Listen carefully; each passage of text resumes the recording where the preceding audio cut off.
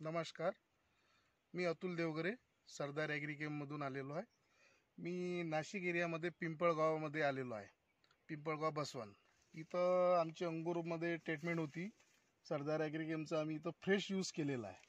Fresh use केल्यामुळे इथं जो फळाची जे क्वालिटी आहे हे बघून घ्या, आणि फळधारणा फळाची क्वालिटी एकसारखी आहे।